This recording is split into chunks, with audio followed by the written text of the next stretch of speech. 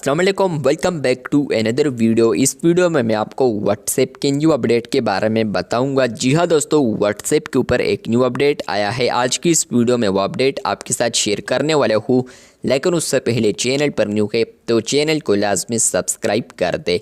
बात करते हैं व्हाट्सएप के न्यू अपडेट के बारे में। तो ये अपडेट आपको मिलेगा, आप लोग यहाँ पर किसी भी चैट के अंदर आते हैं।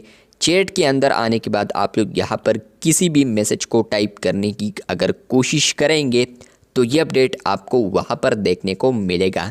फॉर एग्ज़ाम्पल मैं यहाँ पर कुछ टाइपिंग अभी कर रहा हूँ तो आप लोग यहाँ पर देख सकते हैं।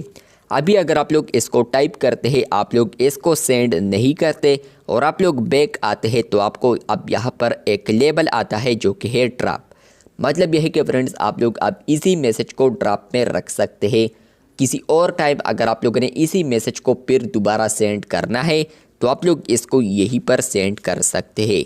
किसी भी चैट में आप लोगों ने कुछ भी टाइप किया है, फॉर एग्ज़ाम्पल ABC कुछ भी, तो आपको वहाँ पर अगर सेंड नहीं किया है आप लोगों ने उसी मैसेज को, बैक आएंगे तो आपको वहाँ पर ड्रॉप फीचर देखने को मिलेगा। आप लोग यहाँ पर उसी मैसेज को ड्रॉप में देख पाएंगे।